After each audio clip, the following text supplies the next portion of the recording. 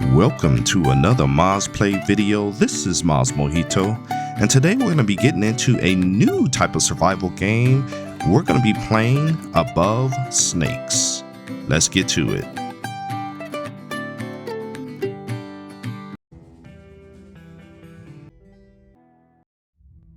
The conflict between the settlers and the first people was at its peak. The drums of war echoed across the land like a never-ending thunder. While war raged on, a love blossomed from the fields of hate. And from that love, a child was born. Ayana, who had eventually grown into her own, chose to travel the lands and learn for herself the histories of her lineage. With a heavy heart, her mother stayed behind in a town called Corpse Creek. On one fateful evening in Corpse Creek, the midnight skies were interrupted by a light of brilliant green. The awe of such an event quickly dissolved into horror as a flurry of stones of flame descended upon the town. Most folks fell victim to the debris and smoke that consumed the land, though the survivors quickly discovered that the bodies did not remain still for long. That night, Ayana had stayed in a lumberjack settlement far away from her beloved mother.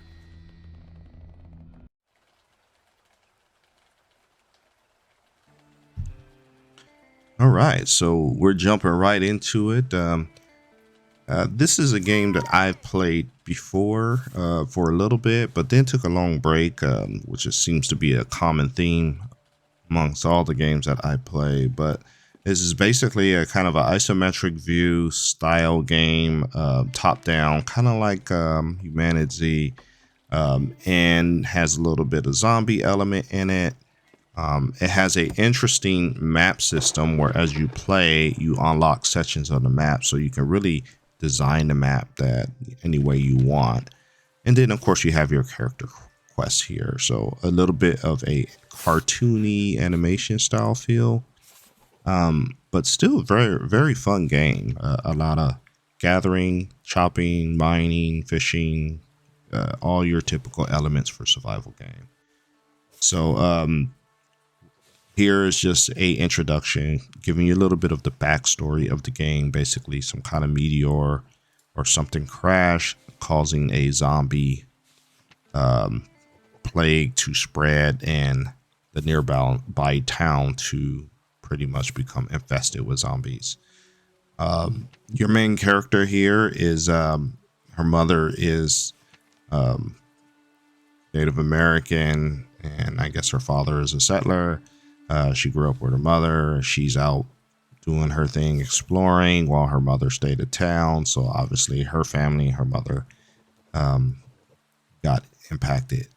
So here you're at one of the traveler camps as your character was out exploring anyway, and you're getting some mission objectives, basically some tutorial type missions that show you how to collect wood, stone, how to rebuild houses, how to craft tools, and etc. So we're gonna go through the tutorial intro stories, and I will keep my comments to a minimum, except for when I maybe want to explain something. But yeah, let's just go along for the ride here. As you can see, the map just has a giant square piece. These are the different menus. It's a tier system, so you got tier 1, tier 2, tier 3 type weapons and tools, and you have crafting benches as well. And you can make mystery, you can kind of craft your own cooking recipes using certain ingredients. So as you play, you will unlock more map tiles, and you can pretty much design this map however way you choose. Everyone's going to design it differently. So again, we're going to go through the story, and I'll pop in every now and then.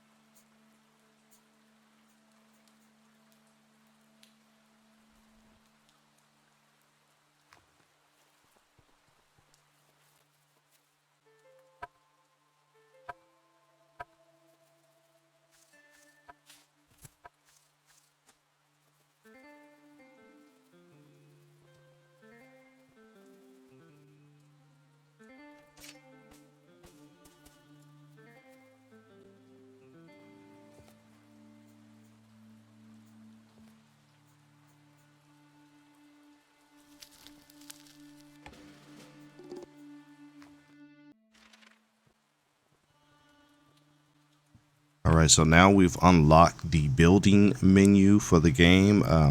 It is your typical building type style: square floors or square foundations, square walls.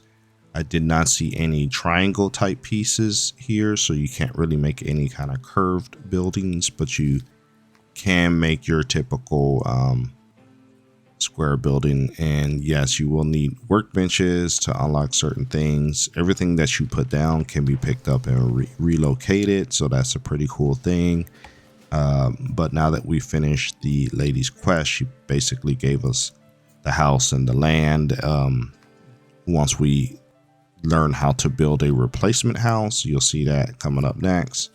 And this kind of gives you a feel for how the building system is in the game, which is pretty straightforward. It's not too complicated.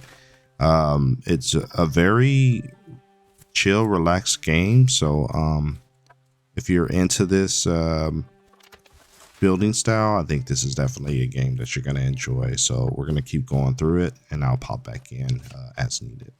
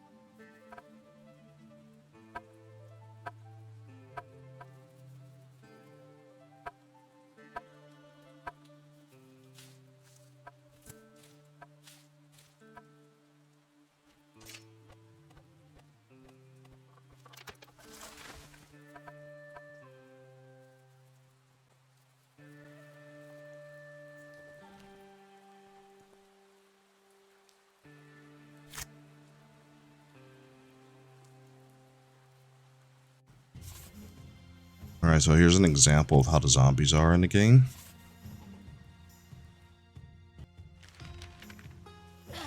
Pretty slow, but this is your basic level zombie. They do have different types of zombies with different speeds, and they only come out at night. You will see them during the day, but they're much more slower during the day than compared to at night. At night, they're a lot more aggressive, and there are a lot more of them. So if you can handle that kind of fighting style, as far as the zombie goes, pretty much attack and dodge, it's going to be pretty much a breeze for you to fight the zombies in the game.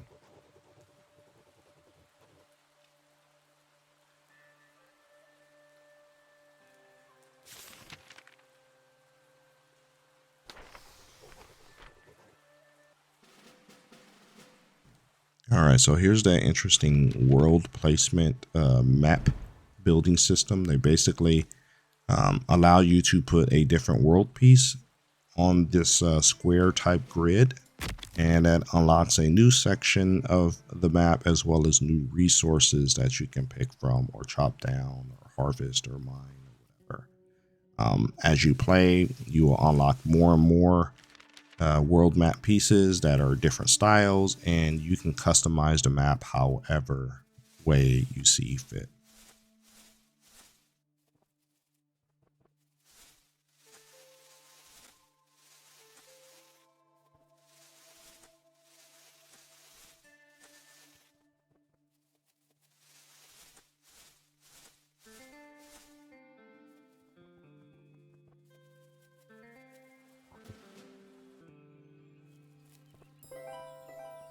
Alright, so we pretty much completed the quest.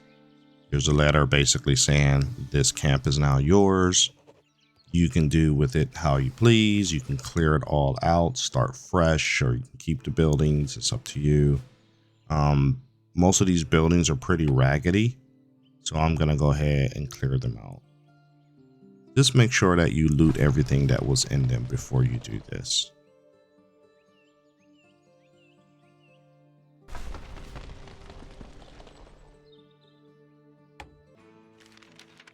All right, so we have a fresh slate, a fresh piece of land. We have the little house that we built, but we can easily modify that house since we built it. We can take walls down and expand the size of the house. I have not unlocked the ability to go multi-story, so your options are basically a flat ranch style single story house, but you can make it as big or wide as you want, as long as there's nothing blocking the placement of your foundations.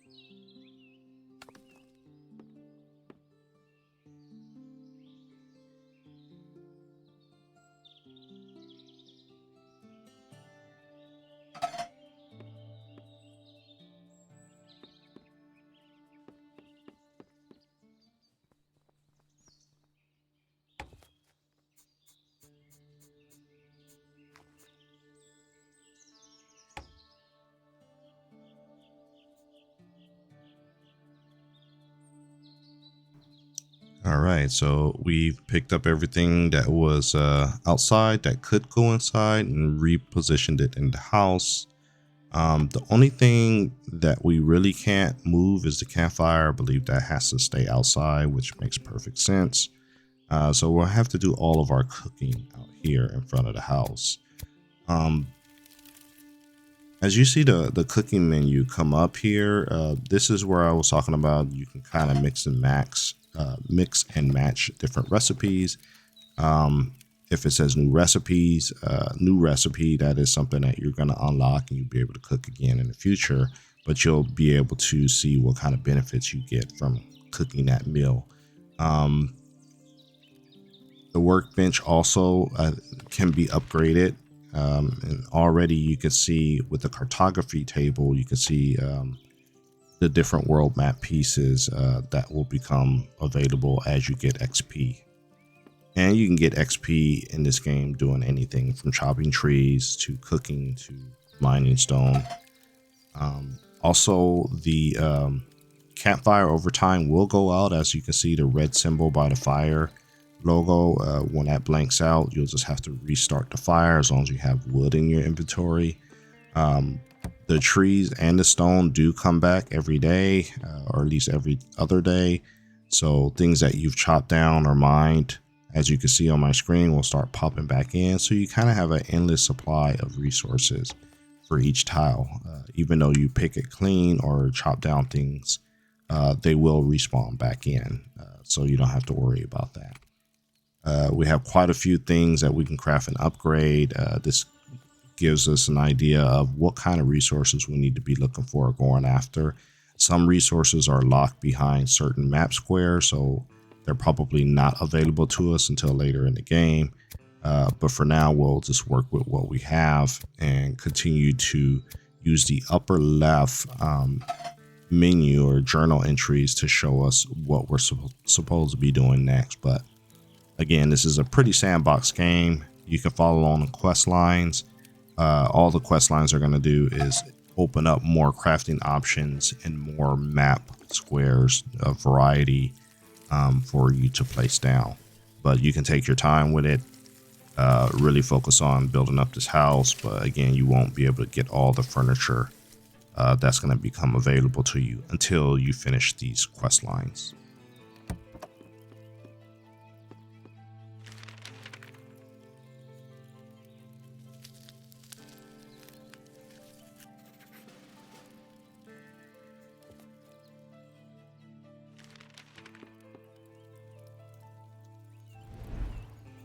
All right, so that previous map square that was locked is now unlocked.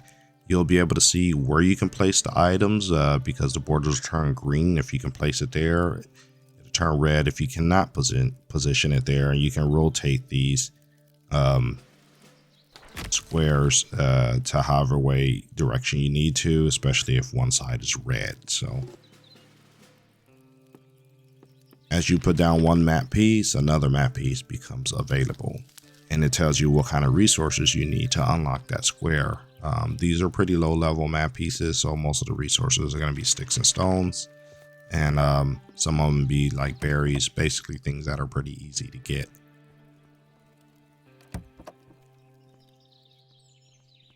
So looking at the map from the top view, when we go back to it, you really can position and have maybe several similar pieces side by side to, like, for instance, a forest piece to make a really big forest, or you can make a really small forest if you just kind of like do 4 pieces in kind of a square shape where it just has a small forest in the middle. But it really depends on what you're looking for. Like you see there's a red line there, meaning I can't put it there. So all I can do is get another square that's similar to the one to the left and rotate it so where it has like kind of a little small forest square. But the fact that there's a flat green plane there, there's nothing to really connect that forest. So I can get another forest square like this, and it's kind of like Tetris. That gives me a really small little forest area, which basically means I'm going to have some special trees in that dark green area that I would not have in the plains. Maybe some that have honey on them or bumblebees or whatever. But when we're doing the large forested area, I will have to expand out towards the emptiness of the map so that I can really make the forest nice and big. So really like the customization of this map system and of the game. It really keeps it very interesting and really tailored to your style.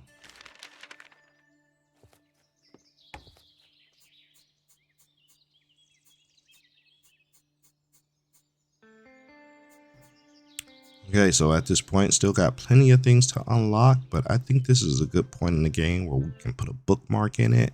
And we're going to come back and play this again in future videos. So as always, I'd like to thank you for taking the time to watch my videos. Please remember to leave a like, comment, and subscribe because it really helps out the channel. And we will see you in the next video.